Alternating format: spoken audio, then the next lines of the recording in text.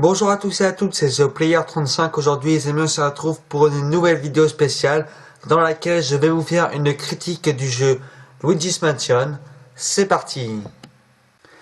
Luigi's Mansion est un jeu d'action et d'aventure sorti le 14 septembre 2001 sur GameCube. Il a été développé par Nintendo EAD et édité par Nintendo. Il s'agit du premier volet de la série Luigi's Mansion, paru pour la dernière fois sur Switch et entre-temps, en 2013, sur 3DS. Le premier opus a d'ailleurs été édité, enfin plutôt réédité sur 3DS en 2018. Si je ne dis pas de conneries, c'était un an avant, jour pour jour, que le 3 sorte. Avant de rentrer dans le vif du sujet, je tiens à préciser que dans chaque Luigi's Mansion, le personnage que l'on contrôle, soit Luigi, a toujours une console différente afin d'en savoir plus sur les fantômes attrapés, mais également sur le gain obtenu. Pour le premier, il s'agit de la Game Boy Horror, soit de la Game Boy Advance. Pour le deuxième, de la 3DS, elle n'a d'ailleurs pas de nom spécifique pour le jeu. Et pour le troisième, la Virtual Boy, soit précisément dans la réalité la Virtual Boy. Ce qui différencie le 1 du 2, c'est que en fait dans le 2 on n'a pas pu avoir de fantômes avec de vrais noms, comme on a pu avoir dans le 1 avec Neville, Lydia, Oliver, etc. Pour les différences, et pour le 2 plus précisément, il y a aussi le fait qu'on peut se balader dans plusieurs endroits. Je crois qu'il y a en tout 5 mondes. Et bah dans le 1, ce n'est pas le cas. Et du coup, le 2 est 2, 3, 4, voire 5 fois plus long que le premier. Et d'ailleurs, c'est ça le gros point positif du deuxième. Et le gros point négatif du premier, c'est sa durée. Même si parfois il y en a un peu quelques-uns qui peuvent se plaindre au niveau de la durée du jeu, enfin d'un jeu, lequel en particulier je ne sais pas, et parce qu'il est trop long, et ben Luigi's Mansion pour ma part c'est pas vraiment le cas, parce qu'à chaque fois que j'y rejoue c'est toujours un vrai plaisir. Pour le moment on reste dans les nouveautés. Dans le premier on apprend à manier l'Ectoblast 3000, puis ensuite viendront l'Ectoblast 5000 dans le 2, puis l'Ectoblast Glu dans le 3. Malgré que leurs noms soient assez similaires, leurs techniques ne le sont pas. Et c'est justement ça en fait. À chaque fois, dans chaque aventure, déjà, que ce soit graphiquement, au niveau du son, tout s'améliore. Mais aussi, les techniques des aspirateurs en font de même. Ouais, bon allez, je suis sûr que tu l'attendais. On rentre dans le vif du sujet. Pour la première ou peut-être deuxième fois, parce que je crois qu'il y avait un truc avec Mario is Missing, donc je crois que c'est Mario à sauver. Donc là c'est Luigi pour la première fois, ou du coup deuxième dans ce cas-là, le héros qu'on peut contrôler, et il doit donc sauver Mario. Alors qu'en vrai on aurait probablement dû s'attendre que Mario justement attende que Peach se fasse enlever par Bowser.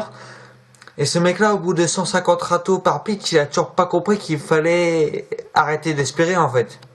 Et moi j'ai juste envie de vous dire, croyez en vos rêves. C'est ce qu'il fait. Et le pire, comme le meilleur d'un côté, c'est qu'on peut pas se dire qu'il aura pas essayé. Et comme je le disais tout à l'heure, le fait d'affronter des petits fantômes et ensuite des gros fantômes, un peu comme les boss de chaque... Alors je sais plus comment on dit... C'est pas des sections, c'est pas des parties, mais c'est un autre nom. C'est quand même vachement super. Bah oui, tout simplement. D'ailleurs, pour les différencier, alors déjà, le physique, parce que les fantômes normaux, c'est toujours, on va dire, en tout, il doit y avoir, peut-être, on va dire, en tout, maximum 10 catégories de fantômes normaux, différents, mais alors qu'en vrai, il y en a plein qui se ressemblent, je veux dire, par leur physique, leur taille, et leur nombre de cœurs également. Car, d'un côté, les PV vont de 10 à 40, voire un peu plus. Et de l'autre, les points cœur peuvent monter de 100 à 500 pour le boss final. Et justement, en parlant du Roi Boo, qui, faut le préciser quand même, est souvent le boss final, dans tous les Luigi's Mansion, que ce soit le 1, 2, 3 du coup, même le remake du 2, du 1, c'est toujours Roi Boule le boss final. Et en parlant de lui, il faut savoir que dans le 1, il est plutôt simple. Hein. En gros, vous avez l'Ectoblast 3000, vous devez aspirer des boules, vous lui éclatez la tête avec ça, enfin la tête de Bowser, parce que en gros, Roi Boule guide Bowser, enfin c'est un peu compliqué. Bowser c'est un robot dans le machin.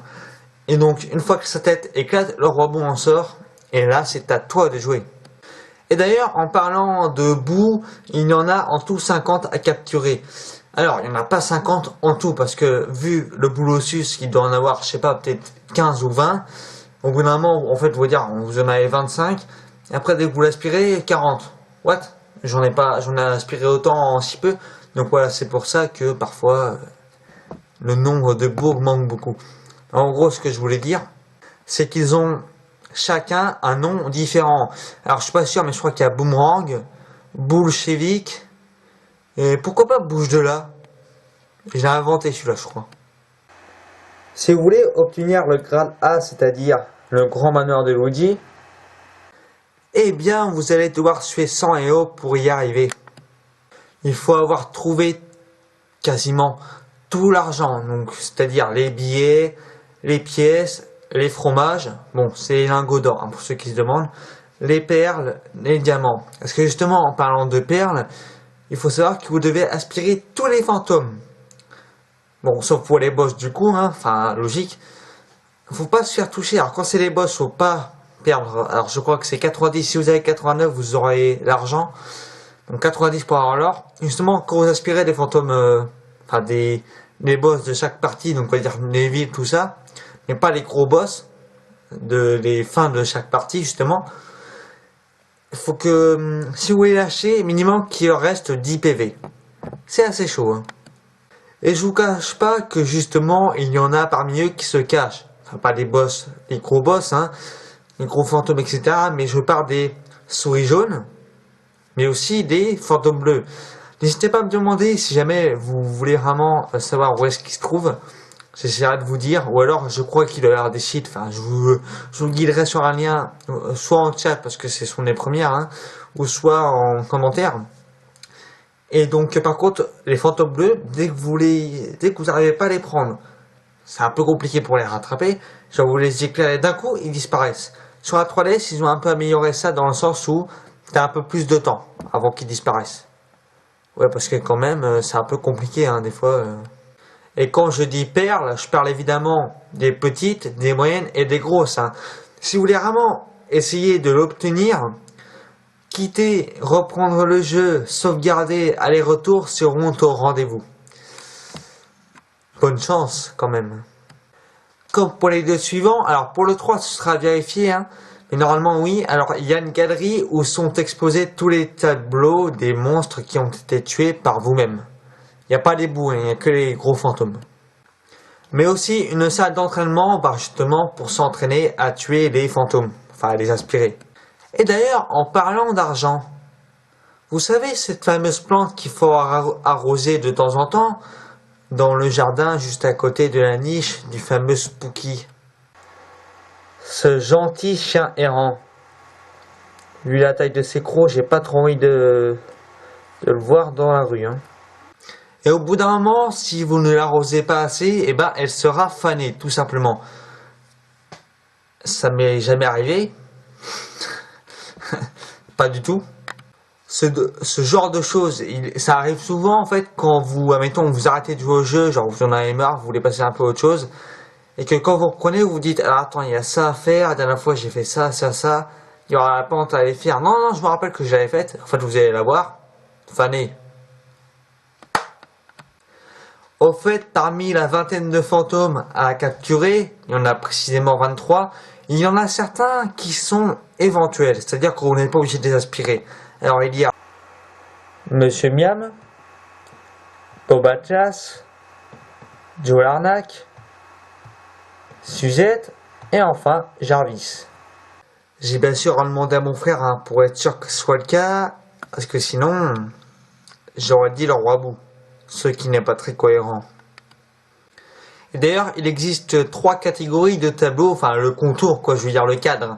Donc il y a le bronze, l'argent et l'or. qui est d'ailleurs parfois difficile à obtenir avec ces fameux fantômes qu'on n'est pas obligé d'aspirer. Il y a également un protagoniste qui va vous aider à mettre fin, pas à vos jours quand même, mais à cette aventure. Je parle évidemment du professeur Catastrophe, qui au final n'est qu'un bout à rien, avec sa petite dent très laide. Tu as gagné un manoir dans un jeu auquel tu n'as même pas participé. Plutôt étrange, affirme-t-il, au fond, en ayant totalement rien à battre. Et d'ailleurs, vous pouvez remarquer que sur le boîtier du 1, il y a marqué interdit au moins de 3 ans. Regardez bien la tronche des fantômes là, ils sont pas très... Enfin, vous allez voir ce que je vais dire après, tout de suite. Sur le 2, on peut voir interdit au moins de 7 ans. C'est pas logique. Parce que déjà le 2, niveau graphique, enfin le 1, je dis pas qu'il est mal fait, il est bien fait. Mais comme le 1 est moins de qualité, ça renforce le côté peinard quoi, donc qui fait un peu plus peur. Le 2, c'est pas pareil. Bon après, ils se sont rattrapés avec le 1 remake en mettant interdit au moins de 7 ans. Mais bon, 3 ans, 7 ans, il y a quand même 4 ans de différence. Et pour vraiment vous prouver mon opinion de ce côté-là, dans le 1, t'as l'impression que les fantômes, alors déjà, vu leurs yeux, leurs dents, machin, ils ont vraiment envie de te buter. Alors que dans le 2, déjà que de base, ils sont cool. Bon, après ça, faut bien que le scénario change. Après, en 12 ans, ils ont le temps de changer quand même. Mais on dirait qu'ils sont plus câlins. Je pense notamment au sacripon, là. Ces petits fumiers qui s'accrochent à vous et qui après se barrent comme des tapettes. Ouais, je devrais plutôt dire sacré con. Et d'ailleurs, en parlant de choses flippantes, il y en a quelques-unes. Alors vous voyez dans la cave, quand vous descendez et que vous vous apprêtez à aller dans la cave, si la lumière est éteinte, alors que vous avez votre lampe torche, vous l'éteignez et ensuite vous affichez le Game Boy Aurore. Vous mettez du coup au niveau des escaliers avant de faire ça, et après vous allez voir sur les deux extrémités des murs, comme si Luigi s'enfonçait et s'avançait vers les portes du ténèbre. Ça fait un peu flipper. Vous voyez, quand vous tuez Boulossus, vous prenez pas le coffre, vous allez directement dans la salle là, comme si vous allez comme si vous voulez tuer les 3 soldats là. Je sais pas s'ils sont frères, s'ils sont des triplés ou s'ils ont rien à voir. S'ils ont rien à voir, je dois vous avouer que que ce serait bizarre. Et ça rime en plus, avoir bizarre, t'as compris? Bref. Et le truc c'est qu'en fait, avant de rentrer dans la salle du téléphone, justement, vous allez dans le couloir et justement, quand vous y attendez pas, vous entendez un bruit sonner. Et justement, ce sont les téléphones, mais plutôt étranges. Ouais, bon, ok, c'est pas quelque chose de gore, mais si t'as jamais entendu ce bruit-là, je dois penser que tu dois te poser des questions. Et puis le pire dans cette salle-là, c'est qu'à un moment, il y a des squelettes qui sortent des coffres. Ils sont pas censés être dans des cercueils, en fait. D'ailleurs, en parlant de squelettes et de morts, quand vous tapez sur les tombes du cimetière avant d'aller battre Monsieur Marais, ce serait plutôt Monsieur Cimetière ou Monsieur Os. Monsieur Nonos, c'est d'abord celui qui se fait bouffer par le chien. Donc on va le laisser là où il est. Dans l'aspirateur de Luigi en l'occurrence, mais bon, bref. Et donc le truc en fait, c'est dès que vous tapez sur les tombes, il y a des squelettes qui en sortent. Et moi je serais le mort, mais déjà j'aurais foutu une grosse raclée à Luigi et je le hanterais toute sa vie. Parce que je suis un peu méchant. Quoi? Et pour finir, il y a 2 trucs. Merde, bon, désolé. Il y a 2 trucs que je trouve un peu mal faits. Ce sont les poussières dans la cave. Vous voyez les gros tas de poussières là qui sont bien propres entre nous.